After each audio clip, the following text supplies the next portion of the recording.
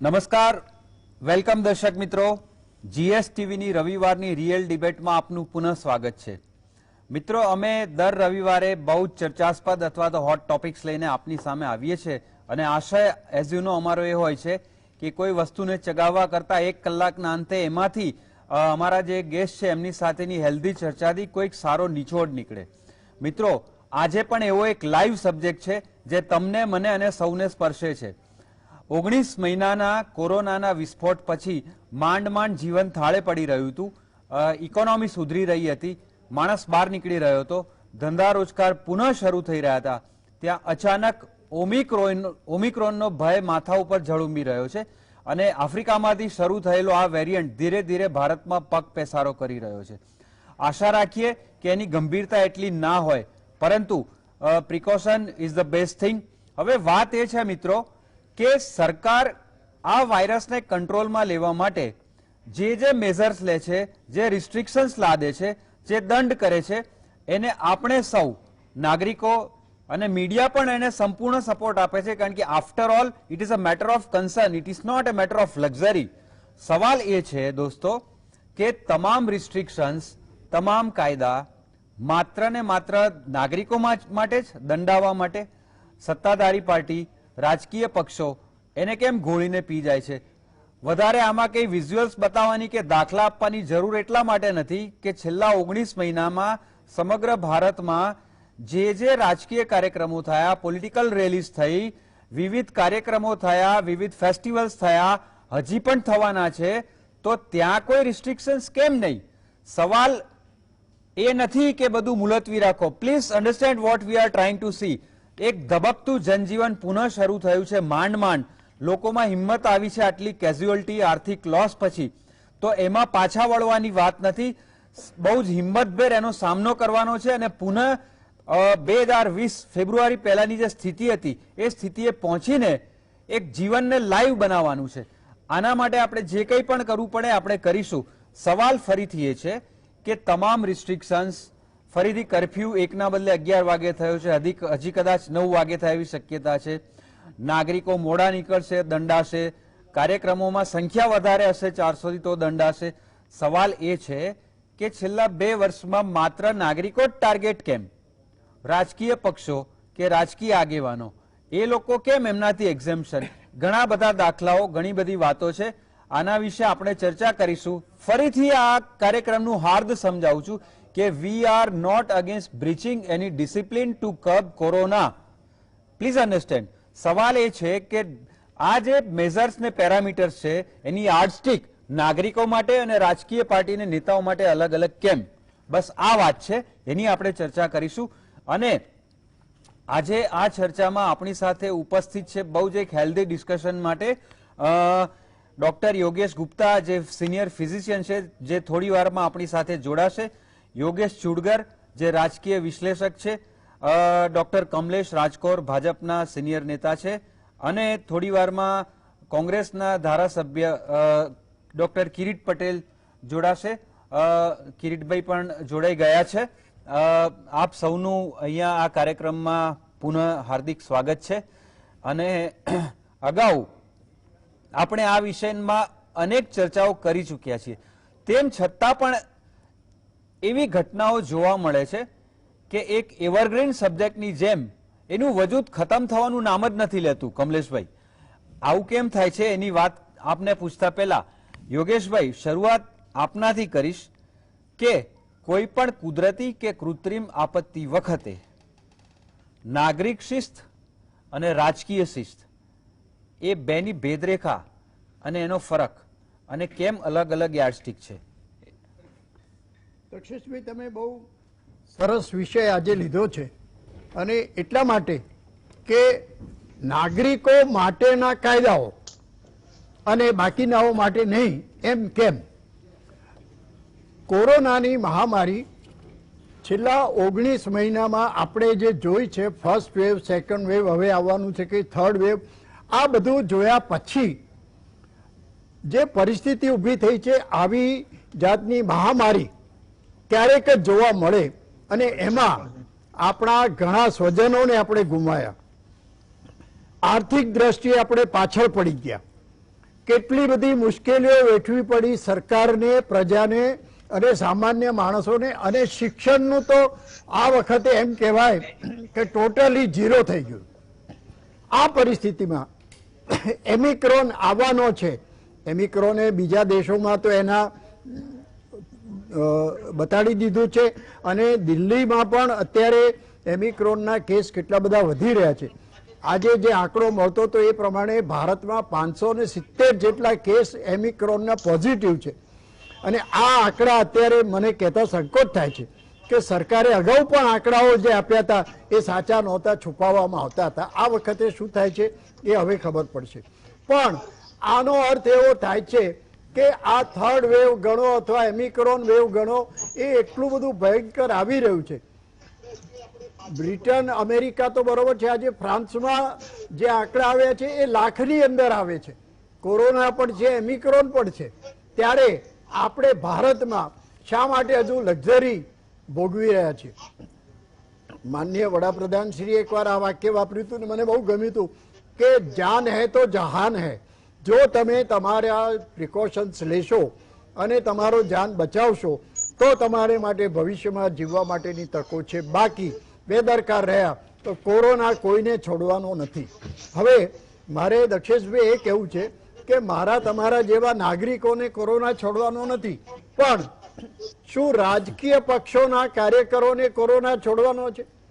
મેં અગાઉ એક ડિબેટમાં કહેલું કે રાત્રિ કર્ફ્યુ હોય 9 વાગ્યાથી સવારના 6 વાગ્યા સુધીનો, પણ એમાં તમે કેસરી ખેસ પહેરીને જાઓ તો એ કર્ફ્યુ પાસ ગણાય. તમને પોલીસવાળા કશું કરે નહીં. આ મેં નજરે જોયેલા સીન છે. તમે માસ્ક ના પહેર્યો હોય તો 1000 રૂપિયા દંડ ભરવાનો, પણ જો કેસરી ખેસ પહેર્યો અથવા કોઈ રાજકીય પાર્ટીનો ખેસ પહેર્યો હોય તો પોલીસ કશું ના કરે. આવું કેમ? આ જે છે એ લોકોની નજરમાં આવે છે અને એના કારણે લોકો પણ બેદરકાર બને છે અને કોરોનાના ફેલાવોમાં ઝડપી વૃદ્ધિ થાય છે. એટલે આ જે પરિસ્થિતિ, જે ડિફરન્સ બે વચ્ચેનો છે એ દૂર થવો જોઈએ. ગઈકાલે રાષ્ટ્રજોગું પ્રવચન કરતા માનનીય વડાપ્રધાનશ્રીએ નવા જે કંઈ ભયસ્થાનો છે બતાવ્યા અને લોકોને કહ્યું કે સાવચેત રહો, ગભરાશો નહીં પણ સાવચેત રહો. અને એમણે જે કહ્યું એ પ્રમાણે આખા દેશમાં બધાએ આ પગલાં લેવાના છે. ત્યારે હવે રાજકીય પક્ષો એમના, મારે શંકરસિંહ બાપુનો પેલો શબ્દ નથી વાપરવો, તાઇફા, આ અઠવાડિયામાં કેટલા બધા તાઇફા અમદાવાદમાં ગોઠવવાના છે. ફ્લાવર શો થવાનો છે. સાબરમતી નદી જે ગંદી થઈ ગઈ છે, પ્રદૂષણવાળી થઈ ગઈ છે, એની આરતી ઉતારવાથી માંડીને સંગીત ને સાંસ્કૃતિક કાર્યક્રમો થવાના છે. શું આ બધું રોકી ના શકાય? જાન હે તો જહાન હે માત્ર નરેન્દ્રભાઈને બોલવાનું છે, આપણે નથી સમજવાનું આ. એટલે આ બધા તાઇફાઓ બંધ થાય અને લોકો વધારે ભેગા ના થાય. લગ્નમાં અથવા તો બીજા કોઈ કાર્યક્રમમાં સંખ્યા તમે નિયંત્રિત કરો તો રાજકીય કાર્યક્રમોમાં નિયંત્રિત ન થાય. એ કેટલું યોગ્ય છે એ જોવાનું રહે છે. ડોક્ટર યોગેશ ગુપ્તા, આપનું સ્વાગત છે. અગાઉ મેં એ વાત કરી કે 19 મહિનાના એક બંધક જેવી પરિસ્થિતિમાંથી કોરોના ઓછો થયો, લોકોની હિંમત ખુલી, જનજીવન પૂર્વવત થયું, બજારો ધબકતા થયા, ઇકોનોમી ફરીથી ધબકતી થઈ. આવા સંજોગોમાં એક નાની બ્રેક વાગે એવી સ્થિતિ ઊભી થઈ છે ઓમિક્રોન વેરિયન્ટના લીધે. હવે વાત એ છે, it is not about curbing people's activity, it is about to enlighten them અને સેલ્ફ ડિસિપ્લિન. વાત અમે અહીંયા એ કરી રહ્યા છીએ કે ડિસિપ્લિન માત્ર નાગરિકો માટે છે, દંડાઓ માટે રાજકીય પક્ષો કે નેતાઓને નથી. હા, અહીંયા બીજા જે એક્સપર્ટ્સ વાત કરશે એક આદર્શ અને ધારણા આધારિત અથવા તો કેટલાક દાખલા આધારિત વાત કરશે. But as a doctor you are the right person to enlighten us on certain aspect of this virus. સવાલ આપના માટે એ છે કે ઓમિક્રોન વાયરસ એ ખરેખર આફ્રિકામાં અને બીજા કન્ટ્રીમાં જેટલો ઘાતક છે એ ભારતમાં છે? નમસ્કાર દર્શક મિત્રો, હું એઝ અ ડોક્ટર જ કમ્પ્લીટ વાત કરીશ અને સાયન્ટિફિકલી જઈએ. ફર્સ્ટ વેવ ડિસેમ્બર 2019 થી દુનિયામાં સ્ટાર્ટ થયો ત્યારે વી ડી નોટ નો કે આ વાયરસ શું છે, કેવી રીતે બોડીને અસર કરશે, આપણી કેવી હાલત કરશે. અને because we were under a fear આપણે બધું જ પાલન કર્યું હતું. 1 મહિના, 2 મહિના, 3 મહિના સુધી લોકડાઉનમાં રહ્યા, કશું જ ના કર્યું. ખાવાનું મળ્યું ત્યારે ગયા, બહાર રેસ્ટોરન્ટમાં ના ગયા, મેરેજીસ ના ગયા. That was actually human psychology, કે દંડો પડે ને તો આપણે બધા સીધા ચાલીએ.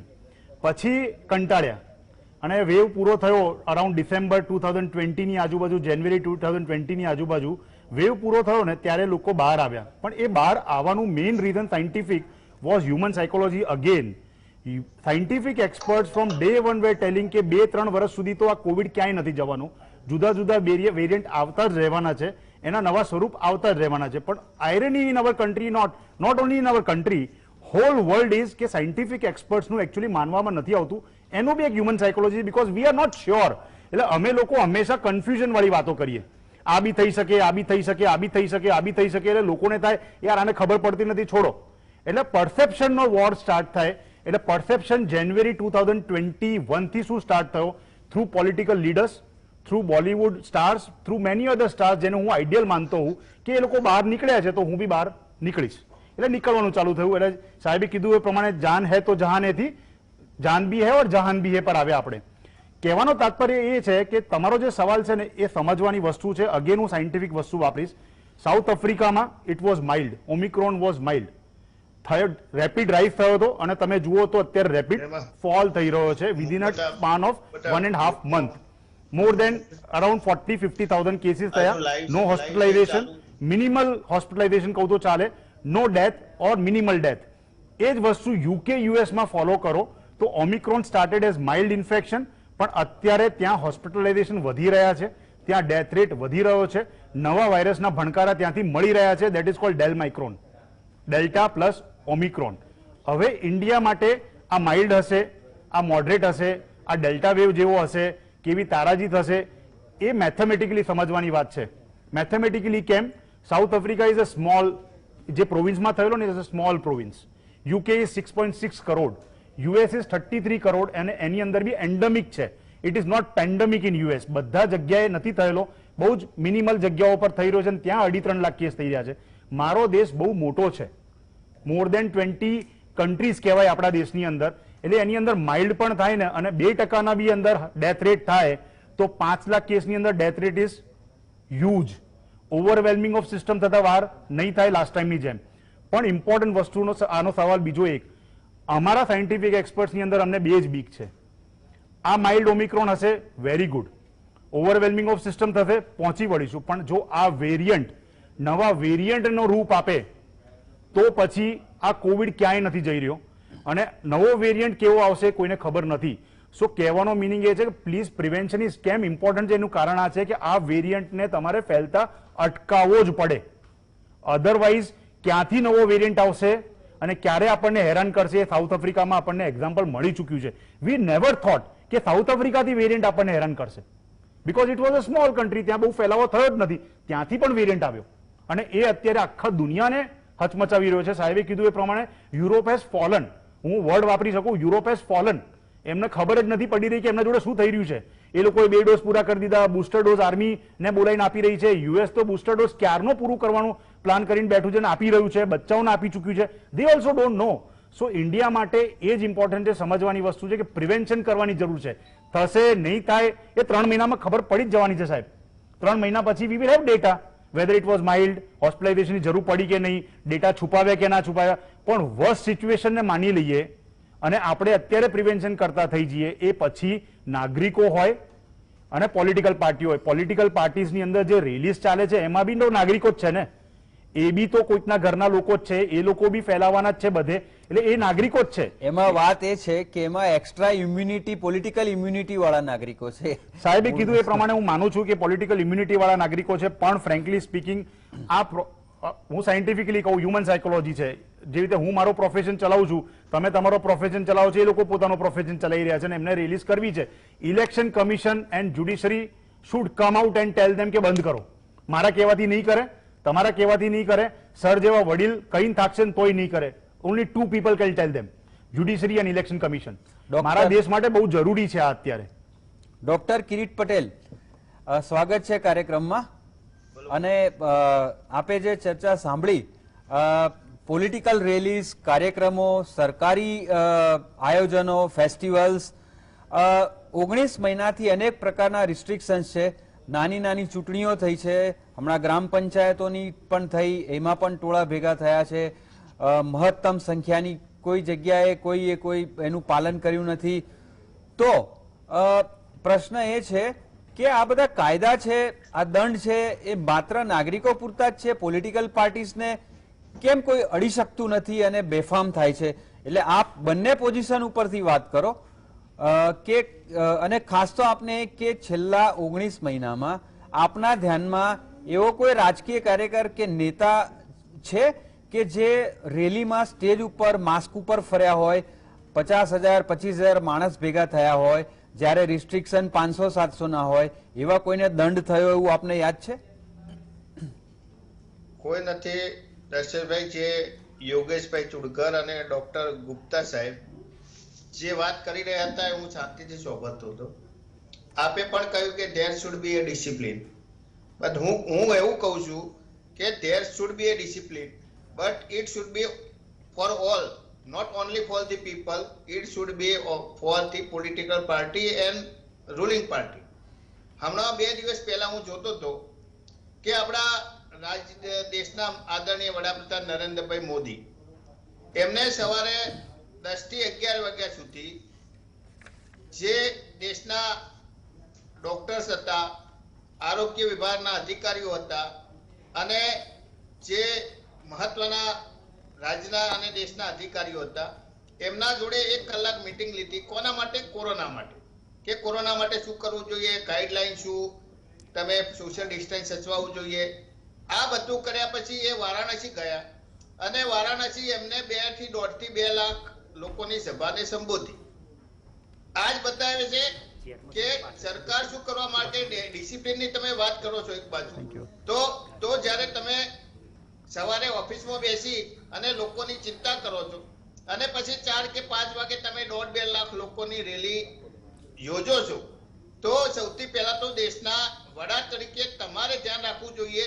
અને ડોક્ટર સાહેબે કહ્યું કે યુરોપ અને અમેરિકા જેવા દેશો અત્યારે મુશ્કેલીમાં છે, એ આ ઓમિક્રોન માઇક્રોન કે જે પણ હોય થર્ડ વેવ, હું ડોક્ટર નથી એટલે મને બહુ ખ્યાલ નહીં આવે, પણ એ કંટ્રોલ નથી કરી શકતા અને તમે અત્યારે આટલી મોટી રેલીઓ કરો છો અને પ્રજાના ભાવિ સાથે ચેડા કરી રહ્યા છો.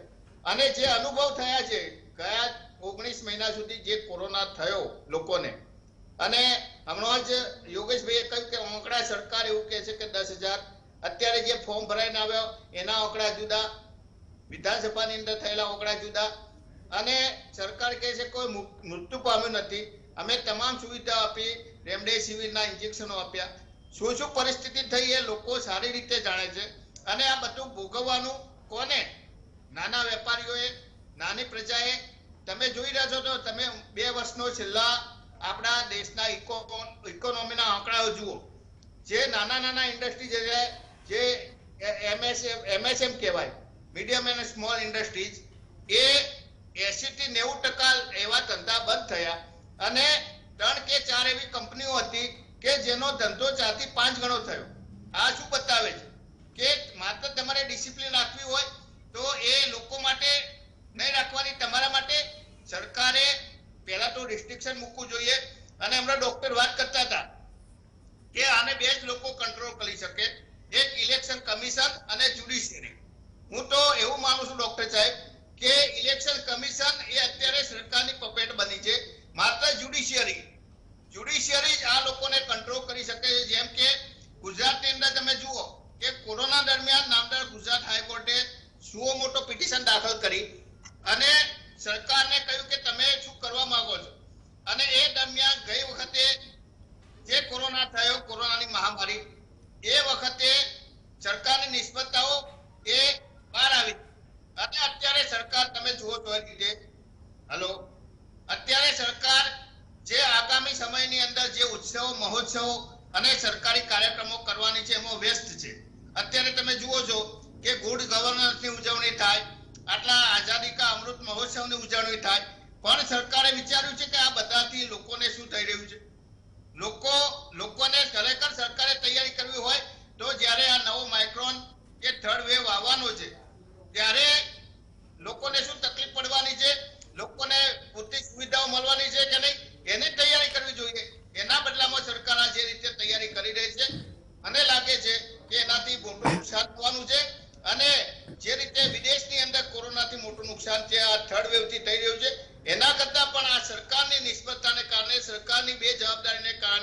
અને સરકારની બિન કાર્યક્ષમતાને કારણે મોટું નુકસાન થવાનું છે. એટલે સરકારે આ તાઇફાઓ બંધ કરી, શંકરસિંહ બાપુએ કહ્યું એ ના શબ્દોમાં કહીએ તો સરકારે આ તાઇફાઓ બંધ કરી અને જે થર્ડ વેવ આવવાનો છે એની ચિંતા કરવાની જરૂર છે. ડોક્ટર કમલેશ રાજગોર, વેલકમ ટ્રમ્પથી લઈને અમદાવાદમાં ઇન્ટરનેશનલ મેચિસ ઇંગ્લેન્ડ સામેથી લઈને સુરતમાં રેલીઓથી લઈને અનેક પ્રકારના જંગી કાર્યક્રમો સત્તાધારી પાર્ટી દ્વારા ભયાનક કોરોના વચ્ચે થયા છે. અને નેશનલ લેવલે વાત કરીએ તો માત્ર ભાજપ નહીં, પશ્ચિમ બંગાળનું ઇલેક્શનથી લઈને જે બીજા ઇલેક્શન્સ થયા, કોઈ પાર્ટી રેલી કરવામાં કે ટોળા ભેગા કરવામાં બાકી નથી. સવાલ હમણે જે વાત કરી ડોક્ટર કિરીટ પટેલે કે માંડ બધું થાળે પડી રહ્યું છે, આપણે કશું we are not against arranging programmes, પણ વાત ફરીથી એ જ છે કે આ ડિસિપ્લિન અને દંડ માત્ર સામાન્ય નાગરિકોને કેમ, વેલકમ ટ્રમ્પથી લઈને અત્યાર સુધી જે કાર્યક્રમો સત્તાધારી પાર્ટીએ કર્યા એનાથી ડોક્ટરોએ પણ કહ્યું છે કે કોરોનાનો વિસ્ફોટ થવામાં એ લાખોની ભીડનો મોટો ફાળો રહ્યો છે. આ અટકાવી ના શકાયું હોત અને વોટ લેસન્સ આર લર્ન, કારણ કે આપણે ધારો કે અત્યારે કોરોના પતી ગયો હોત તો આ ચર્ચા કે આ ડિબેટનું અસ્તિત્વ જ ના હોત, પણ નવો વેરિયન્ટ આવ્યો એ પછી પણ ઘણા બધા કાર્યક્રમ્સ લાઇન અપ છે. તો where is the demarcation line of discipline between people and political leaders? ચોક્કસ કોરોના જે વાયરસ છે એ ભૂતકાળમાં ભયંકર સ્વરૂપે આપણી સાથે હતો, રહ્યો છે અને હજુ પણ રહેવાનો છે. અને કોરોના હવે એવું લાગી રહ્યું છે, યોગેશભાઈ બી સંમત હશે, કે કોરોના જવાનો નથી, કોરોના જોડે જ રહીને આપણે જીવવાનું શીખી લેવાનું છે અને જીવતા રહેવાનું છે. ક્યાંક ને ક્યાંક જેમ કિરીટભાઈએ જેટલી વાત કરી એટલી તમે પણ વાત કરી, રાજકીય પોલિટિકલી ઇમ્યુનિટીની વાત કરી સરે, કે પોલિટિકલી કોઈ ઇમ્યુનિટી એમની જોડે હોય છે કે એના કારણે રાજકીય કાર્યકર્તાઓને કંઈ થતું નથી. કદાચ રાજકીય કાર્યકર્તાઓ માટે બી પણ એક વિશેષ હું એક વાત કરું, એવું નથી કે કદાચ પોલીસ કે પ્રશાસન એ લોકોને છોડી દે, પણ શું એ લોકોને કોરોના છોડી દેશે? પણ સમજતા કેમ નથી? હા, ધેટ ઇઝ ધ પોઈન્ટ. હું એ કહેવા માંગુ છું કે એસઓજી ઘણી જગ્યાએ હતી છતાં પણ કોરોના લોકોને થયો છે, લોકોએ એસએમએસ નું પાલન કર્યું છે છતાં પણ કોરોના લોકોને થયો છે, લોકોએ ટોળા ઊભા કર્યા ત્યાં પણ થયો છે, નથી ઊભા થયા વનવાસ કરીને લોકો ફાર્મ હાઉસમાં જતા રહ્યા અને ક્યાંક ને ક્યાંક એવી રીતે રહ્યા ક્યાંય એસએમએસ, જ્યારે એક જ આપણી જોડે વસ્તુ શસ્ત્ર હતું ત્યારે એસએમએસ એ જ નું પાલન કર્યું, પૂરેપૂરું પાલન કર્યું, એ લોકોને પણ કોરોના થયો છે. અને હવે આવનારા દિવસોની અંદર એવું કહેવામાં આવે છે કે આપણી સાથે એક શસ્ત્ર છે, એ વેક્સિન, સુદર્શન ચક્ર આપણું અત્યારે ગણી શકાય. એસએમએસ જ હતું અને ચોથું વેક્સિન, અત્યારે વેક્સિન પણ આપણી સાથે છે. અને એનો બીજો ડોઝ આપવા માટે ભારતીય જનતા પાર્ટીને ઘણી અમે લોકો વાતો કરી કે ભારતીય જનતા પાર્ટી આ ત્રીજો ડોઝ આપવા માટે શું કાર્ય કરી રહી છે, પ્રશાસન શું કામ કરી રહ્યું છે અને પ્રશાસનને સાથ આપવા માટે સંગઠન અમારું શું કામ કરી રહ્યું છે, હર ઘર દસ્તક અને બીજા બધા કાર્યક્રમો અમે આપી રહ્યા છીએ. હું ચોક્કસ એ વાતની સાથે આપણે સંમત છું કે જે રીતે કિરીટભાઈએ કીધું કે વારાણસીની અંદર આદરણીય નરેન્દ્રભાઈએ પહેલા આમ કર્યું ને પછી ત્યાં આગળ ગયા, તો આવો જ એક ડિબેટની અંદરથી જ હું આવું છું અત્યારે, અને ડિબેટની અંદર આ જ ચર્ચા થતી હતી અને ડિબેટમાં કોંગ્રેસના પ્રવક્તાએ આ જ વિષય મૂક્યો તો તરત જ એ ડિબેટના જે સંચાલન કરતા હતા એમણે અમેઠીમાં રાહુલ ગાંધીજીના દ્રશ્યો, જે રેલી થઈ હતી એના દ્રશ્યો મૂકીને એમની સામે પ્રશ્ન કર્યો. હું આવો એક આક્ષેપ અને પ્રતિ આક્ષેપ, અત્યારે આ પોલિટિકલ ચર્ચાનો વિષય નથી એટલે હું નથી કરતો, પોલિટિકલી આ વિષય જ નથી. યોગેશભાઈ બી મારી સાથે સંમત છે, અત્યારે માત્ર ને માત્ર ચર્ચા એવી કરવી જોઈએ કે આ એમિક્રોન અથવા તો નવો વેરિયન્ટ, સર એવું કહે છે કે નવો વેરિયન્ટ આવશે તો શું, આપણે અત્યારે એક સ્ટેપ આગળ બીજાના દુનિયાના દેશોની અંદર ક્યાંક બીજો વેક્સિનનો ડોઝ જલ્દી પતી જાય એના માટેની આપણે તૈયારી કરી રહ્યા છીએ. આવનારા દિવસોની અંદર બુસ્ટર ડોઝની તૈયારી કર્યા છે અને આદરણીય નરેન્દ્રભાઈ મોદીનું દીર્ઘદ્રષ્ટિનો વિચાર પ્રશંસા કરે છે લોકો દુનિયાના દેશો, ત્યારે આપણે નેઝલ વેક્સિનની વાત કરી રહ્યા છીએ. નેઝલ વેક્સિન, કદાચ ઓરલ પોલિયો આપણે પીવડાવીએ છીએ અને ઓરલ પોલિયોથી ઓરલ 2 ડ્રોપ્સ આપવાથી પોલિયો સામે રક્ષણ મળી શકે છે, એમ નેઝલ કોઈ વેક્સિન જે આપણે કદાચ યોગેશભાઈ આ વિશે બહુ જાણતા હશે, બીજા દેશોની અંદર ક્યારે કેવી રીતે ડેવલપમેન્ટ થયું અને કોણે રસી માટે આ શરૂઆત કરી છે. પણ આદરણીય નરેન્દ્રભાઈએ તો કાલે જ વાત કરી દીધી કે આપણે નેઝલ વેક્સિન ની પણ આપણા દેશની અંદર નેઝલ વેક્સિન આવે એ પણ કામ કરી રહ્યા છે. ચોક્કસ હું એવું માનું છું કે કોઈ પણ વ્યક્તિ સંસદ સભ્ય હોય એને પણ કોરોનાએ છોડ્યો નથી. ઘણા આપણે સ્વજનો ગુમાવ્યા છે, દુઃખ છે એ વાતનું. પછી એ કોઈ પણ પાર્ટીનો હોય એની જોડે નિસ્બત નથી. એટલે રેલીઓ થાય છે, ગમે તે થાય છે. જ્યારે કે રેલીઓની વાત થઈ તો ઘણી વખત તો એવી ચર્ચા થતી કે બંગાળના ઇલેક્શનમાં જેટલી મોટી રેલીઓ થઈ છે એના પછી જ્યારે પણ કોરોના આવશે ત્યારે ત્યાં આગળ કબ્રસ્તાન થઈ જશે, આવો ભય ફેલાવવામાં આવતો હતો યોગેશભાઈ. પરંતુ સદનસીબે અને ભગવાનની કૃપાથી આપણે આ દ્રશ્યો ત્યાં આગળ જોઈ શક્યા નથી. બીજા દેશોની અંદર ચૂંટણી નથી, ટોળાઓ નતા ભેગા થતા, તો પણ ક્યાંક ને ક્યાંક આપણા કરતા વધુ સંખ્યાની અંદર અને વધુ નુકસાન થયું છે, આપણે ઓછું નુકસાન થયું છે. કદાચ માનો કે ન માનો, યોગેશભાઈની સાથે વાત સાથે હું એટલા માટે સમજ છું કે ત્યાં આગળ 2% અને આપણા પબ્લિકના પોપ્યુલેશન પ્રમાણેનું 2% કેટલું હોય એટલે એ વિચારી લેવું જોઈએ. આ બધું વૈજ્ઞાનિક પદ્ધતિથી એકદમ સાયન્ટિફિક વાતો કરવાની વિષય છે અને આવનારા દિવસોની અંદર હું સ્પષ્ટ એવું માનું છું કે ક્યાંક એસઓજીનું તો પાલન કરવા માટે હું પૂરેપૂરો એઝ અ ડોક્ટર બી આ સાથે સંમત થઈશ આપણી વાત સાથે કે પોલિટિકલી કોઈ પણ ચર્ચા ન હોવી જોઈએ.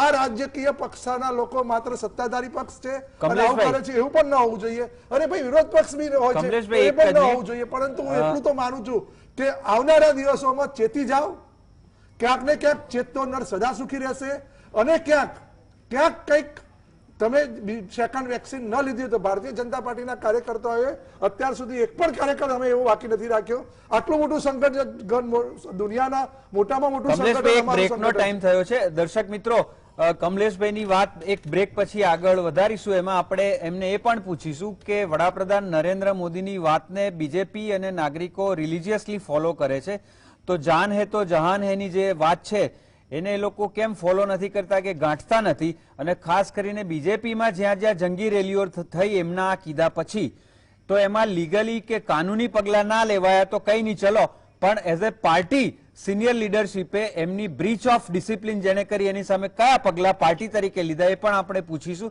એ પેલા લઈએ એક નાનકડો બ્રેક. વેલકમ બેક દોસ્તો. બ્રેક પહેલા કમલેશભાઈ જે વાત કરી રહ્યા હતા કે કોરોના તમે કઈ પાર્ટીના છો, કઈ પોલિટિકલ ઇમ્યુનિટી ધરાવો છો એ પ્રમાણે સ્ટ્રાઇક નહીં કરે, એ તમને વ્યક્તિગત તમારી પોતાની વીક ઇમ્યુનિટી જોઈને સ્ટ્રાઇક કરશે. એટલે તમને પોલિટિકલ ઇમ્યુનિટી હોય તો તમે સેફ નથી. વાત એ છે કમલેશભાઈ, જે બ્રેક પહેલા એક સવાલ પૂછવાનો હતો કે વડાપ્રધાન નરેન્દ્ર મોદી જ્યારે વારેઘડી એમ કે જાન હે તો જહાન હે, એ પછી પણ ગુજરાતમાં ભયાનક રેલીઓ થાય, એને દંડ ના થાય, પોલિટિકલ ઇમ્યુનિટી મળે અને સ્ટેજ ઉપરથી તમારા એક સિનિયર નેતા એમ કે તમને કોઈને પણ જો કોઈ પકડે તો તમે જે યોગેશભાઈ ચુડગરે કીધું કેસરી ખેસ બતાવજો અને મારું નામ આપજો, તમને કોઈ પકડશે નહીં, તમે અહીં આવો બિંદાસ, હું ગેરંટી આપું છું. તો સાંભળો, વાત એ છે કે લીગલી પગલા ના લીધા ચલો, પણ આ બધા દ્રશ્યો તમારી કેન્દ્રીય નેતાગીરીએ જોયા હશે ને. વી જસ્ટ વોન્ટ ટુ નો કે અત્યાર સુધીમાં, હમણાં હું કિરીટભાઈને પૂછીશ, કિરીટભાઈ તમારી પાસે આંકડા હોય તો આપજો, આ 19 મહિનામાં નાગરિકોને માસ્ક વગર અથવા ટોળામાં ભેગા થવા બદલ કેટલા લાખ કેટલા કરોડનો દંડ થયો એ આંકડા હોય તો કાઢી રાખજો.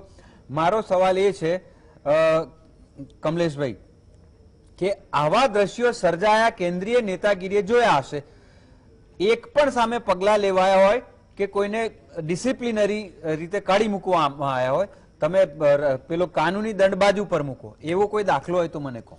ચોક્કસ રાજકીય પક્ષોની અંદર હું એવું માનું છું કે ક્યાંક હવે જ્યારે કોરોના થયો તો રાજકીય પક્ષો એની રીતે એના કામ કરતા હોય છે, એની મિટિંગો અને ક્યાંય અમારા પાર્ટીની ભારતીય જનતા પાર્ટીની હું વાત કરું તો કાર્યક્રમો અસંખ્ય હોય છે અને પ્રજાના હિતમાં સતત કાર્યકર્તા ઘરમાં જઈને સુઈ નથી જતો, પ્રજાની વચ્ચે રહેતો હોય છે, પરંતુ તમે જે કહો છો કે ટોળા માત્ર પોલીસ વાળા ભારતીય જનતા પાર્ટી વાળા નથી પકડતા અને બીજા લોકોને જ આવું કરે છે, આવું હું એટલા માટે માનવા તૈયાર નથી કેમ કે નહીં નહીં તમે- નહીં સાંભળો હું- સાંભળો હું તમને આ કહું. સ્ટેટમેન્ટ સુરતના સ્ટેજ ઉપર નહીં, તમારા એ કોરોના માટે નતું કીધું. એ સ્ટેટમેન્ટ કે તમને બીજી મુશ્કેલી માટે ગમે ત્યારે કઈ હોય તો અમને ફોન કરજો, અમે નહીં, તમને એ help કરીશું. રેલીનો પણ રેલી- સંદર્ભ હતો. પણ એમને એવું નથી કીધું કે ભાઈ કોરોના તમને કોરોનાની અંદર કોરોનાની ગાઈડલાઈનમાં તમને માસ્ક વગર કોઈ પકડે તો તમે અમને હેલ્પ કેટલીક કરાવજો. વસ્તુઓ છે ને કોઈ 400 માણસથી કમલેશભાઈ, વધારે લગ્ન કમલેશભાઈ, season ની અંદર હોય અને તમને પણ પકડશે. ખબર છે કે કેટલીક વસ્તુઓ બિટવીન ધ લાઇન્સ કહેવાતી હોય છે. નહીં, નહીં, જો પણ એક મારો વસ્તુ- સવાલ એ છે સાંભળો કે આ બ્રીચ ઓફ ડિસિપ્લિન જે પાર્ટીઓએ કરી, હું કોંગ્રેસને પણ પૂછું, ચલો તમને હોય કે ભાજપને પૂછ્યું, કોંગ્રેસે પણ જે રેલીઓ કરી અને આ સૂચના હતી કે તમારે અત્યારે સોશિયલ ડિસ્ટન્સિંગ જાળવવાનું છે, એનું જેણે ઉલ્લંઘન કર્યું. માત્ર આ તમે એમ ના સમજો કે we are asking BJP, we are asking all party whether present here or absent here, we are asking them also. એમની નેતાગીરી આવા દ્રશ્યો સર્જનારા નેતાઓ સામે કયા ડિસિપ્લિનરી પગલા લીધા, એક દાખલો આપો. નહીં, ચોક્કસ કદાચ તમારી વાતમાં પૂરેપૂરો સંમત થતા હું આગળ વધું સવાલ એ છું. છે કે એક સામાન્ય જગ્યાએ માણસ step ન લેવાયું હોય. પેલી કહેવત છે ને, એક પણ જમવામાં જગ્યાએ જગલો ને કૂટવામાં યોગેશભાઈ, હું ભગલો. બે હાથ જોડીને તમને વિનંતી કરું છું ને તમને પણ વિનંતી કરું છું કે એનો અર્થ પ્રજા સીધું એવું મિસઅન્ડરસ્ટેન્ડિંગ ન કરે કે નેતાઓને આ લોકોએ ક્યાંક ને ક્યાંક કોઈ રાજકીય પાર્ટીમાં પ્રશાસને દંડ નથી કર્યો એટલે કોરોના એમને નથી થવાનો, અથવા તો કોરોનાથી હવે આપણે આપણી ગાઈડલાઇન્સમાંથી છટકી જઈએ. આવું બિલકુલ પ્રજા આ ગેરમતે ન રહે. આ ચર્ચાનો વિષય કદાચ રાજકીય પક્ષોને શકંજામાં લેવા માટે તમે કરતા હશો, પરંતુ પ્રજા, અને હું ખાસ વિનંતી કરું છું, જો એવું હોત તો અમે નામ સાથે દાખલા આપ્યા. નહીં, સવાલ અહીંયા એ કે ના, નહીં નહીં નહીં હું ચોક્કસ એવું યોગેશ, માનું નહીં છું. નહીં કમલેશભાઈ, અને તમે અમારી સાંભળો પાર્ટીના આદરણીય મારી ના ના વડાપ્રધાન ના ના નરેન્દ્રભાઈ મોદી ધીસ વારંવાર આ ઇઝ સ્થિતિ- ગોઈંગ ઇન અ રોંગ ચિંતિત છે. Direction. our objective, our motive I cleared at the beginning કે એક એવી એક્સરસાઇઝ નો છે કે સેલ્ફ ડિસિપ્લિન માત્ર લોકોમાં નહીં, દંડના ભયથી નહીં, જાતે પણ રાજકીય એટલે નેતાઓને હવે સિવિક ડિસિપ્લિન નો જ જરૂર છે હા, કે બસ. દરેક વ્યક્તિએ ડિસિપ્લિન જાળવવું પડશે. ક્યાંક માત્ર અને માત્ર તમને દંડ નથી થતો અમારો- એટલે હું ચોક્કસ આ ડિસિપ્લિન નો જો, ભંગ કરીશ. આ કમલેશભાઈ, કાયદો જો તમે જે તોડશે- કીધું કે આ જો ટાર્ગેટેડ પ્રોગ્રામ હોત તો એવા વિઝ્યુઅલ્સ નહીં, અને હું એવા targeted સ્ટેટમેન્ટ નું હું- લિસ્ટ લઈને હું- બેઠા હું હોત પ્રજા- છે, પણ વી આર નોટ ડુઈંગ આપણે ધેટ. ડિબેટના આપણે માધ્યમથી એક પ્રજા શું સમાજમાં સમજે અને પ્રજામાં ગેરસમજ ન થાય એટલે હું આ વાત કરું Exactly. છું. ચોક્કસ હું એવું માનું છું કે આવનારા દિવસોની અંદર ભારતીય જનતા પાર્ટીએ અત્યાર સુધીના જે બી કાર્યક્રમો થયા હશે એમાં કદાચ ક્યાંક ને ક્યાંક ત્રુટીઓ હશે તો હજુ પણ અમે આજે જ અમે સુરત અને બરોડાથી જ હું સીધો આવ્યો છું, ત્યાં પણ અમે લોકો કાર્યક્રમ કરીને આવ્યા છીએ. મોટી સંખ્યામાં ડોક્ટર મિત્રોનો કાર્યક્રમ હતો. અમે લોકોએ માસ્ક અને એસઓજી જે બી પારવવી જોઈએ એ પારવવાની કોશિશ કરી છે. ક્યાંક કોક વ્યક્તિ એવું પણ કે તમારા કાર્યક્રમ થયા અમારા કાર્યક્રમ ન થયા, પણ આ પોલિટિકલ ચર્ચા નથી કોરોનાની. કોરોના માત્ર અને માત્ર કોઈને જોતો નથી, કોઈને છોડતો નથી, અને કદાચ કોરોનામાંથી તમે આજે બચી ગયા હશો તો પણ તમે ખુશી થવાનો વિષય નથી. આવનારા દિવસોની અંદર ક્યારે શું કરશે અને કોને કેવી રીતે આ કોરોના ઇફેક્ટ કરશે, હું એમ યોગેશભાઈ મારી સાથે સમજ થશે કે જે લોકોને કોરોના થયા છે ને એના પછી રેસ્પિરેટરી રેટ એટલે કે રેસ્પિરેટરી સિસ્ટમના ડિસીઝ, અને કદાચ બોલવામાં હાંફ ચડી જાય, ચાલી ન શકે, કાર્ડિયક કંઈક એરેસ્ટ થઈ જાય, આ બધા જ લક્ષણો કોરોનામાંથી બચી ગયા એટલે હસ પેલા હું બચી ગયો એવું નથી, થાય છે અને એનું પ્રમાણ પણ વધી ગયું છે. એટલે ચોક્કસ રાજકીય વિષય કદાચ તમે જે બી કહો છો હું સમજુ છું, પ્રજા પણ સમજે છે. ક્યાંક ને ક્યાંક આવી પ્રશાસનની ભૂલ હોય તો એ હું પ્રજાને કહું છું કે પ્રશાસન ગમે તે કરે પણ સિવિક ડિસિપ્લિન તમે ડિસિપ્લિન રાખજો, તમે માસ્ક પહેરજો, તમે સોશિયલ ડિસ્ટન્સ રાખજો, તમે કંઈક ને કંઈક એવું કરજો કે જેના કારણે તમે સંકટજામાં ના આવો. અને સેકન્ડ ભારતીય જનતા પાર્ટીનો વિષય છે ત્યારે હું સ્પષ્ટ કહું છું કે સેકન્ડ ડોઝ અમે અમારા કાર્યકર્તાઓ બૂથ ઉપર જાય છે, સેકન્ડ ડોઝ આપવા માટેનું તમને વિનંતી કરે છે. સેકન્ડ ડોઝ લઈ લો, સેકન્ડ ડોઝ પતશે એવો તરત આપણે બુસ્ટર ડોઝ આવશે. ક્યાંક જે અત્યારે ચાઇલ્ડ 15 થી 18 વર્ષના બાળકોને જે વેક્સિન આપવાની છે એ પણ વેક્સિનની વાત થશે. એટલે આ બધા જ કાર્યક્રમોની સાથે સાથે ક્યાંક ને ક્યાંક જે વિષય ચર્ચાનો મેઇન ડિબેટ અને હાર્થ છે એ હાર્થમાં ક્યાંક આપણો એમ ના સચવાઈ જાય કે આવનારા દિવસોમાં આપણે ઓમિક્રોનનો કેવી રીતે સામનો કરીશું, તો એ પણ અગત્યની વાત છે. I really appreciate your sportsman spirit to admit the mistakes which have been committed. અને જાગ્યા ત્યાંથી સવારની તમે જે વાત કરી, we welcome your spirit. Kamleshbhai, well done. જે સામાન્ય રીતે પોલિટિકલ પોઝિશન ઉપરથી એક્સેપ્ટ થતું નથી જે તમે કર્યું, વેલ ડન. કિરીટભાઈ, આપને સવાલ પૂછે પેલા યોગેશભાઈને હું એમનો આટલો બધો વૈશ્વિક સ્ટડી છે મારે એક ટૂંકમાં આપને પૂછવું છે કે દુનિયામાં એક સામાન્ય નાગરિક અને પોલિટિકલ પાવર ધરાવતી વ્યક્તિ એ બંનેને એક્સેપ્શનલ સંજોગોમાં જે એક પ્રકારના કાયદાઓ લાગતા હોય છે એવો અહીંયા જેવો ફરક બીજે ક્યાંય છે? દક્ષેશભાઈ, તમે વૈશ્વિક રીતે રાજકારણને જુઓ તો ભારતમાં ઇલેક્શન આવે ત્યારે રાજકારણ હોય એ બરોબર છે, પણ 5 વર્ષ પછી બીજું ઇલેક્શન આવે ત્યાં સુધી રાજકારણ ચાલ્યા જ કરતું હોય છે. બીજા દેશોનો મારો અવલોકન એવું છે કે ત્યાં એકવાર ઇલેક્શન ચાલે ત્યારે ઘણી બધી એ થતી હોય છે, પણ પછી એકવાર રિઝલ્ટ આવી ગયા પછી ત્યાં રાજકારણ રોજિંદો ત્યાંનો સબ્જેક્ટ નથી બનતો. અહીંયા તો હજુ ઇલેક્શન પૂરું થાય અને તરત વળી પાછું ચાલુ થાય રાજકારણ, એ આપણા ભારતમાં જોવા મળે છે. અને આ એક મને લાગે છે કે બહુ નુકસાન કરતા છે જે વહીવટકર્તાઓ છે. મેં ગઈકાલે કીધું તો આજે ફરી કહું છું કે જે કોઈ એક સત્તાની ખુરશી ઉપર બેસે એ સત્તામાં એને વહીવટ કરવા માટે ત્યાં બેસાડે છે, વહીવટ કરે, નહીં કે પોતાની પાર્ટીના પ્રમોશન માટે કરે. હું તો અહીંયા વડાપ્રધાનથી માંડીને પંચાયતના હેડ સુધી જોઉં છું કે એ લોકો પાર્ટીના પ્રોગ્રામોમાં વહેલા જાય છે અને પોતાની ઓફિસોમાં બેસીને વહીવટ કરવાનું કામ ઓછું કરે છે. આ રાજકારણ મેં જે નોંધ્યું છે એ મને ખરેખર દુઃખ થાય છે. પણ મારે એ કહેવું છે, ડૉક્ટર યોગેશભાઈએ એક વાત કરી કે 2 જણા આપણને બચાવી શકે એમ છે, અને એ જ્યુડિશરીની જે વાત કરી એમણે, ત્યારે જ્યુડિશરીએ યુપીના ઇલેક્શન માટે એવી ટકોર પણ કરી છે કે હાલ પૂરતું આ ઇલેક્શન મોકૂફ રાખો, 6 મહિના સુધી, જરૂર પડે તો રાષ્ટ્રપતિ શાસન લાવો. આવો કંઈક અર્થ હું સમજ્યો છું. હવે એ રાજકીય પાર્ટીઓ આ વાત સ્વીકારે છે કે કેમ? અને ગુજરાતની વાત કરો તો 2022 ડિસેમ્બરમાં ઇલેક્શન આવવાનું છે. એના માટે અત્યારે આ બધા તાઇફાઓ કરવાની શું જરૂર છે? 100 દિવસ થયા, સુશાસન ઉજવો, અટલજીનું જન્મજયંતિ ઉજવો, પણ આજે સુરતના દ્રશ્યો જીએસટીવીના સ્ક્રીન ઉપર મેં જોયા, 3000 જેટલા સાયકલિસ્ટો સાયક્લોથોન કરે છે. કદાચ આંકડામાં મારી ભૂલ હશે, પણ એટલી બધી મોટી સંખ્યામાં હતા સાયકલિસ્ટો. આ કરવાનું શું કારણ? મને એ સમજ નથી પડતી કે આવા ટોળાઓ ભેગા કરવાનું હાલ પૂરતું તો મુલતવી રાખી શકાય. ઇલેક્શન માટે, પ્રચાર માટે આ બધું થાય બરોબર છે.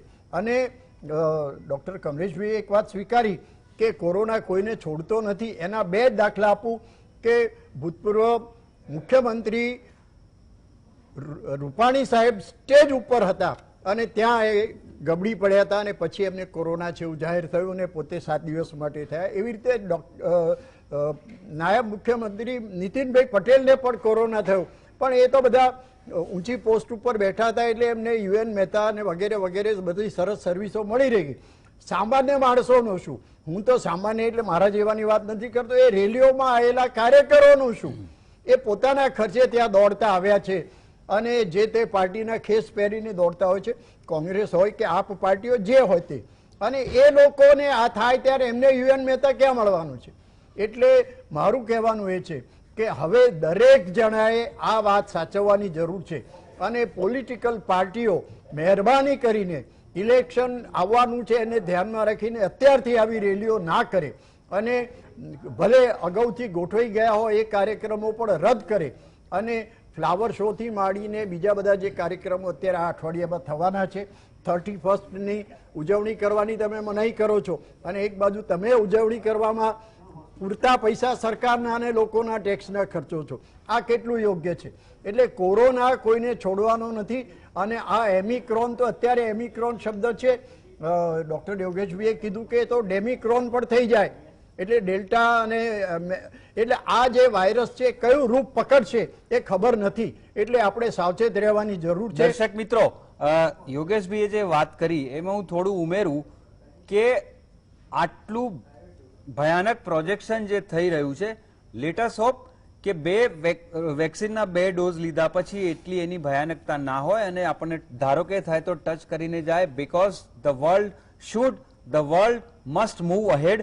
અને સાયકલ રેલીમાં તો ટેકનિકલી આઈ ડોન્ટ નો કે સોશિયલ ડિસ્ટન્સિંગ સાયકલિસ્ટ વચ્ચે હોય વોટ એવર, પણ ડોક્ટર યોગેશ ગુપ્તા, આપને દર્શકોના મનમાં અત્યારે જે સવાલ થઈ રહ્યો હશે એ પૂછું છું કે ભારતમાં આપણે એમ માનો કે કોરોનાની ગાઈડલાઇન્સને બ્રીચ કરી ટોળાશાહી થઈ અને બધું ઉલ્લંઘન કર્યું અને આટલા કેસીસ થયા અને અત્યારે થોડાક કેસીસ ઓમિક્રોનના આવ્યા છે. તમે યુરોપની વાત કરો, અમેરિકાની વાત કરો તો ત્યાં લોખંડી ડિસિપ્લિન છે, જર્મનીમાં તો જડબે સલાક ડિસિપ્લિન છે, કોઈએ એને તોડી નથી, બ્રીચ કરી નથી અને સંપૂર્ણપણે ગાઈડલાઇન્સને પાળી છે એવી વાત છે. તો ત્યાં એક બાજુ આપણા ત્યાં આટલી ઇનડિસિપ્લિન વચ્ચે આટલા કેસ છે અને ત્યાં આટલી ડિસિપ્લિન વચ્ચે આ ગેપ કેમ? તમારી વાત જોડે છેલ્લી વાત જોડે સહેમત નથી. યુએસ યુરોપિયન કન્ટ્રીઝમાં આપણા કરતાં ગંદુ સાયકોલોજી છે, નો ડિસિપ્લિન. મારા ભાઈબંધો જોડે મારા ઓલમોસ્ટ 76 ફ્રેન્ડ્સ છે જે અમેરિકામાં પ્રેક્ટિસ કરે છે અને ઓલમોસ્ટ 6 to 7 ફ્રેન્ડ્સ યુકેમાં પ્રેક્ટિસ કરે છે. Zero discipline, they don't follow discipline. Mask સામે એ લોકો માનતા જ નથી. ક્રિસમસ અત્યારે બી યુકેની અંદર તમે પિક્ચર જુઓ ને, ખાલી વિડીયો કાઢીને, અત્યારે ત્યાં 1.5 લાખ કેસ છે પણ તોય ક્રિસમસ એઝ યુઝ્યુઅલ ઉજવવામાં આવી રહ્યો છે. સો આ હ્યુમન સાયકોલોજી છે ફ્રેન્કલી સ્પીકિંગ. આપણા દેશના લોકોને જે મારે કહેવાનું છે ને તમારા મારફતે, એ 3-4 વસ્તુઓ જ છે. તમે સાયન્ટિફિક એક્સપર્ટ્સને પ્લીઝ માનવાનું રાખો. તમે ફર્સ્ટ વેવમાં ખબર નહોતી એટલે બધું પાડ્યું હતું, પછી સડનલી પોલિટિકલ એવું આવ્યું કે આપણે જીત મેળવી લીધી છે, અમે સાયન્ટિફિક એક્સપર્ટ્સ કહીને થાક્યા તો પણ તમે બહાર નીકળ્યા અને ઉજવણી કરી.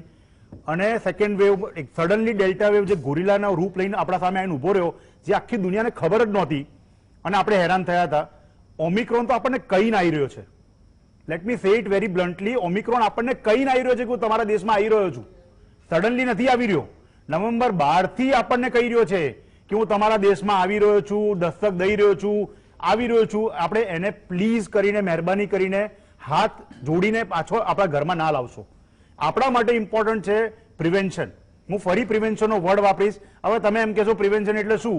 રેલીઓમાં તો આટલા લોકો જાય છે, ઉજવણી તો બધા કરે છે. પ્રિવેન્શનનો ડેફિનેશન એક જ છે, રેલીઓ જેને કરવી એ કરે. આપણે સાવચેતી રાખવાની છે, માસ્ક પહેરવાનો છે, સોશિયલ ડિસ્ટન્સિંગ થાય એટલી રાખવાની છે, બચ્ચાઓને બચાવવાનું છે. હું ફરી કહીશ, ડેટા જુઓ, 10% થી વધારે બચ્ચાઓને ઇન્ફેક્શન થઈ રહ્યું છે. આપણે એમને બચાવવાના છે. તમારા મારફતે હું પ્રજાને ઘણી સારી ન્યૂઝ બી આપવા માંગીશ. આપણા ત્યાં વેક્સિનેશનનો રેટ દુનિયા કરતાં બહુ જ ફાસ્ટ છે. 2 મહિનામાં આપણે 41 કરોડ લોકોને વેક્સિનેશન આપી છે. આપણે એ સમજવાની વાત છે કે ઓક્ટોબર 21 100 કરોડ વેક્સિન થયેલા, 2 મહિના પૂરા થયા છે, એમાં 41 કરોડ પૂરા કર્યા છે. એનો મતલબ કે આપણી પ્રજામાં વેક્સિન લેવાની તૈયારી છે. કોઈને જે કહેવું એ કે આપણે રેડી છીએ. સો આપણે એમાં ચિંતા કરવાનું નથી. જૂન સુધીમાં આઈ બિલીવ કે booster dose plus second dose almost 80% complete થઈ જશે. ચિલ્ડ્રન્સની અંદર આ પાયલટ પ્રોજેક્ટ છે જે માંગણી હતી એ 15 થી 18 એ લોકોએ ચાલુ કરી છે. તમને બીજી માહિતી આપીશ જે બહુ જ ઇમ્પોર્ટન્ટ છે. દુનિયામાં ફર્સ્ટ કન્ટ્રી છે આપણે જે નેઝલ વેક્સિન લાવી રહી છે. જેને એને કાઢી હોય પણ આપણે ફર્સ્ટ છીએ જે નેઝલ વેક્સિન લાવી રહીશું. નેઝલ વેક્સિન એટલું ઇમ્પોર્ટન્ટ છે કે એ ટ્રાન્સમિશન બી રોકશે. મને તો બચાવશે જ પણ મારા થકી બીજાને ઇન્ફેક્શન પણ નહીં થવા દે.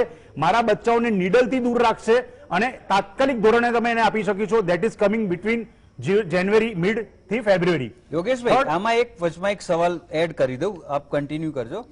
એક જે પ્રોજેક્શન અથવા તો ભીતિ દર્શાવાઈ રહી છે કે ટૂંક સમયમાં ભારતમાં ઓમિક્રોનનો વિસ્ફોટ થશે અને લાખો કેસીસ હશે, એમાં કોઈ જ બેમત નથી. જો જે રીતે જો ઓમિક્રોન આપણા દેશમાં આવ્યો, હું જો એટલા માટે કહું છું અને એટલો ઘાતક હશે. હા, હું એમાં જ આવી રહ્યો છું. જો ફર્સ્ટ પોઈન્ટ આપણા દેશમાં આવશે કે નહીં આવે, હજી એમાં ઇમ્પોર્ટન્ટ એટલા માટે સવાલ છે કે તમે ડેટા જોયા હોય ને તો સાઉથ આફ્રિકામાં જ્યારે સ્ટાર્ટ થયો હતો ને ત્યારે 2 કન્ટ્રીના નામ આવ્યા હતા કે ઇઝરાયલ અને હોંગકોંગમાં ઓમિક્રોન દેખાયા છે અને સડનલી ફાટશે.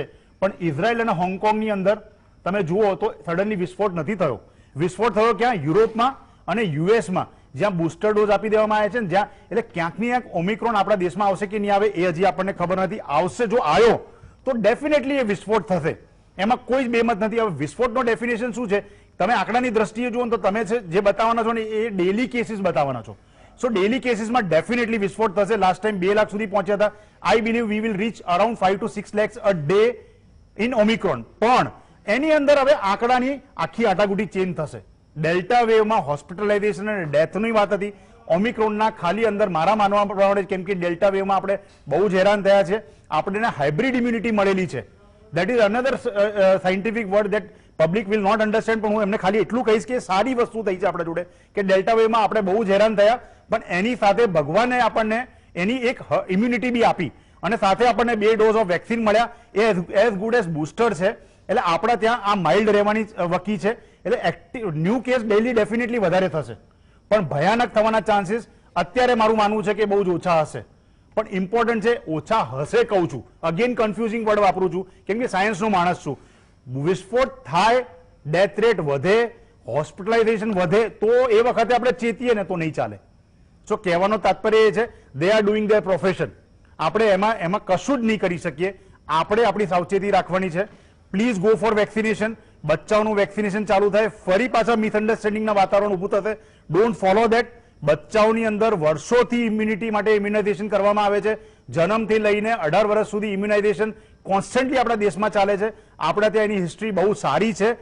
પીડિયાટ્રિશિયનો એડ થશે હવે ઇમ્યુનાઇઝેશનની અંદર, જેમના જોડે આનો એક્સપિરિયન્સ અમારા કરતા બહુ જ વધારે છે. આપણા દેશ માટે આ બધા સારા ન્યૂઝ છે. 3 મહિના શાંતિથી કાઢીએ. માર્ચ એન્ડ એપ્રિલ એન્ડ જતો રહે, ઓમિક્રોન જતો રહે, હાશકારો લઈશું, ફરી પાછું જીવન જીવીશું. એ વચમાં જેટલા બી કાર્યક્રમો થવાના છે એ સરકાર પણ આ બહુ ધ્યાનથી સાંભળીને એને કર્ટેલ કરે અને સાયન્ટિફિક રીતે ખાલી હાથ જોડી શકું. There you are. કિરીટભાઈ, આપને મેં સવાલ પૂછ્યો તો એક થોડો રેફરન્સ આપીને કે આપની પાસે એવી કોઈ ફિગર છે કે છેલ્લા 19 મહિનામાં સામાન્ય માણસો પાસેથી દંડ પેટે કેટલી રકમ લેવામાં આવી ને કોઈ જાણીતા કોઈ લીડર કે કોઈ પણ પોલિટિકલ પાર્ટીના નેતાને કોઈ દંડ થયો હોય? વાત એ જ છે અહીંયા. દક્ષેશભાઈ, આપે જે વાત કરી અને મેં અત્યારે નેટ ઉપર સર્ચ કર્યું તો ખાલી ગુજરાતની અંદર ઓનલી ઇન ગુજરાત 1000 કરોડ રૂપિયાથી વધુનો દંડ નેટનો, કિરીટભાઈ ઓનેસ્ટલી સ્પીકિંગ નેટના આંકડાનો આપણે એટલું ઓથેન્ટિક નથી. આપનો પોતાનો કોઈ રિસર્ચ છે? સવાલ એ છે કે સામાન્ય માણસ સરકારી આંકડા જે છે એ સરકારી આંકડા બતાવે છે કે એ 1000 કરોડ રૂપિયાથી વધુનો દંડ સરકારે માસ્ક ના પહેરવામાં વસૂલ્યો. નહીં, એવું સમજી ગયો. મારો સવાલ એ છે કે એમાંથી ડિસ્ટિંગ્વિશ કરીને તમારો એમાંથી કઈ રીતે ડિસ્ટિંગ્વિશ કરું કે આમાં આ વ્યક્તિ હતી?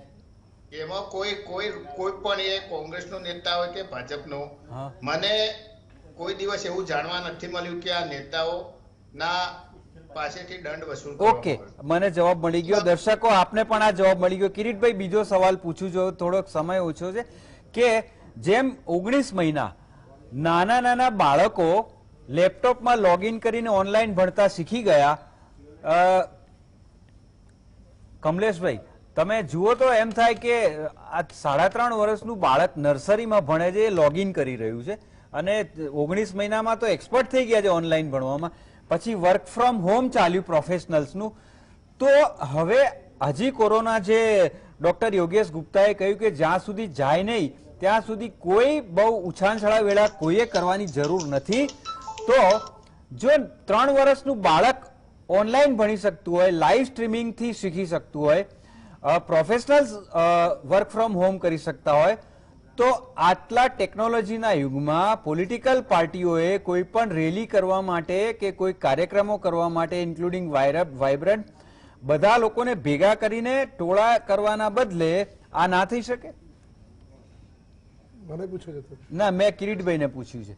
કિરીટભાઈ, હા, વાત સાચી છે, તમારું ના થઈ શકે ને. અત્યારે જે રીતે હમણાં વાત કરતા હતા કે 100 દિવસનું ગુડ ગવર્નન્સ ની ઉજવણી, તો શું અત્યારે 100 દિવસની ગુડ ગવર્નન્સ તમે કરો છો? તો અગાઉ એના પહેલા બેડ ગવર્નન્સ હતું. એટલે આ માત્ર બધા તાઇફાઓ છે. અને જ્યારે તમને ખબર છે કે આ કોરોનાના લીધે જ્યારે સમગ્ર દેશની અંદર હલચલ મચી ગઈ હતી, દેશો જે સારા અમેરિકા, યુરોપ, જાપાન જેવા દેશો રસી શોધવામાં હતા, ત્યારે આપણા નરેન્દ્રભાઈ દીવડા પગતા હતા અને ઘંટ વગાડતા હતા. અને આજે સૌથી વધારે જો કોરોનાની અંદર સૌથી વધારે નુકસાન નાના વેપારીઓને થયું છે. એની સાથે સાથે દક્ષેશભાઈ એ પણ વિચારવાનું કે સૌથી વધુમાં વધુ જો નુકસાન થયું હોય તો વિદ્યાર્થીઓને થયું છે. અને આ 19 માસ દરમિયાન એક પણ વિદ્યાર્થી સ્કૂલે ગયો નથી, છતાં પણ એમને ફી આપવાની સરકાર, મને ખબર નથી પડતી દક્ષેશભાઈ, કે સરકારે નક્કી કર્યું કે તમારે 75% ફી આપવાની. સરકાર શા માટે આવા લોકોને સાચવે છે જે તમારા તમારો દીકરો કે દીકરી સ્કૂલમાં ગયો નથી અને સરકાર 75% ફી નક્કી કરવાનું, આજે જ મારી જોડે એક વાલી આવ્યા હતા કે એમનો દીકરો 1.5 વર્ષ સુધી સ્કૂલમાં નથી ગયો અને સ્કૂલવાળાએ આજે 72,000 રૂપિયા માંગ્યા. એટલે આ જે નુકસાન થયું છે નાના બાળકોને, અને એ જે નાના બાળકો હતા એમના સાયકોલોજી ઇફેક્ટ થઈ છે અને બહાર નથી નીકળી શક્યા, માત્ર કોમ્પ્યુટર અને લેપટોપના સહારે એ જીવ્યા છે અને એમના ઉપર જે સાયકોલોજી અસર થઈ છે એ તો આપણે ક્યારેય એ પૂરી શકવાના નહીં. અને આ ભાવિ પેઢીને શું નુકસાન થયું છે એ આપણે એનો હિસાબ આપણે નહીં કરી શકીએ.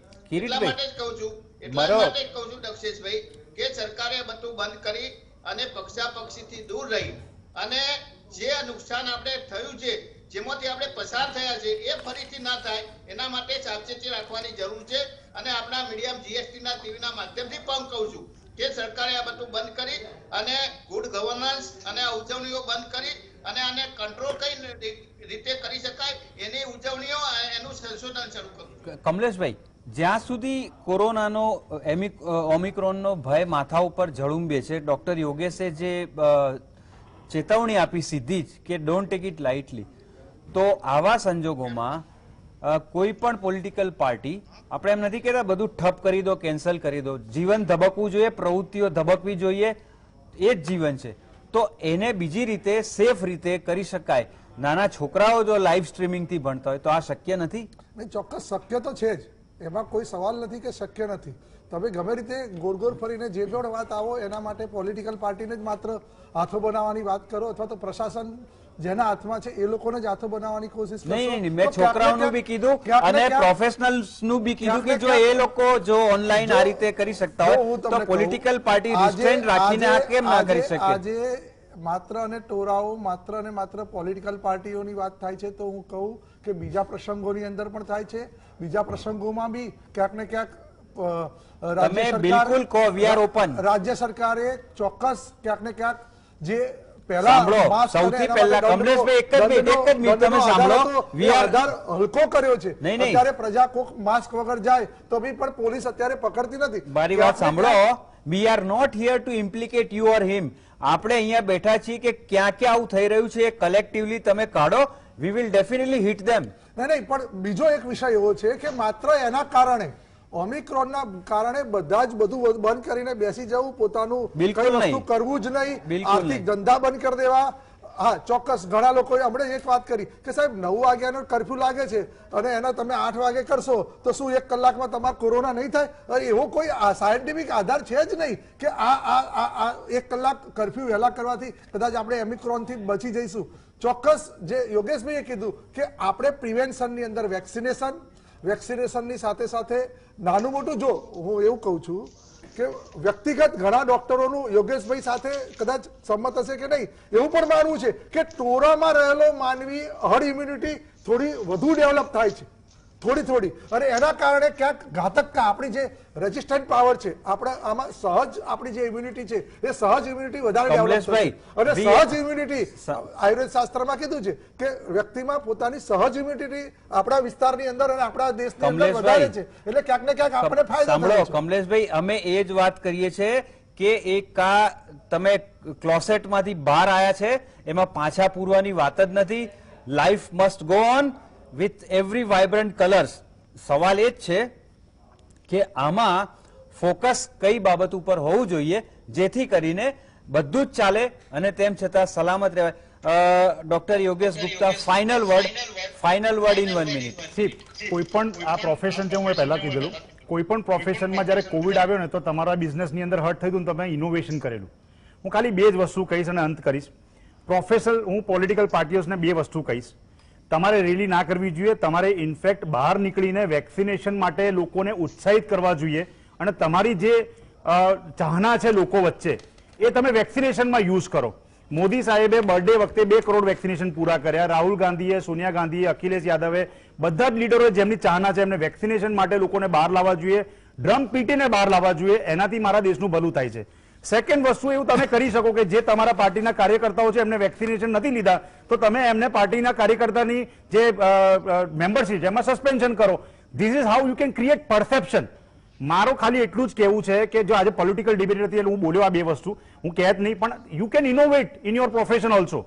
બધા જ બિઝનેસ હાઉસીસ ઇનોવેટ કરે છે પ્રોફેશનની અંદર પોતાની ચાહના અને પોતાનો બિઝનેસ વધારવા માટે. તમારો આ પ્રોફેશન છે, નો ડાઉટ અબાઉટ દેટ. તમારે રેલીઓ કરવી પડે, તમારે પોલિટિકલ પાર્ટીઓએ પાવર લાવવો પડે તો જ તમે રિફોર્મ કરી શકો, એમાં કોઈ ડાઉટ નથી. પણ અત્યારની કન્ડિશનની અંદર rallies is not the solution. રેલીઝથી વોટ ના લેવાની કોશિશ કરો, વેક્સિનેશન વધારવાની કોશિશ કરાવડાવો. તમારા લોકોમાં જ્યાં તમારી ચાહના છે એમાં એ લોકોને પહોંચાડો બૂથ ઉપર અને વેક્સિનેશન લેવડાવો, જે એક જૂના જમાનામાં થતું હતું. કિરીટભાઈ મારા વાત ત્યાં સહેમત થશે કે જૂના જમાનામાં આપણે ત્યાં ઇમ્યુનાઇઝેશન આવી રીતે જ વધારવામાં આવ્યું હતું કે જ્યારે પોલિટિકલ પાર્ટીઝ, રિલિજિયસ લીડર્સ બહાર નીકળતા હતા. યોગેશભાઈ, we are definitely running out of time, અને ખાસ તો દર્શક મિત્રો, આપે આ કાર્યક્રમનું હાર્દ સમજીને જે વાત સાંભળી, વી ગો વિથ ધેટ કે ચેરિટી બિગિન્સ એટ હોમ, અને સૌથી પહેલા તો આપણે જ સેલ્ફ ડિસિપ્લિન પાળીએ તો કોઈને કહી શકીએ. ફરીથી મળીશું. Keep it up, stay safe, અને ચારે મહાનુભાવોનો ખૂબ ખૂબ આભાર. Thank you very much.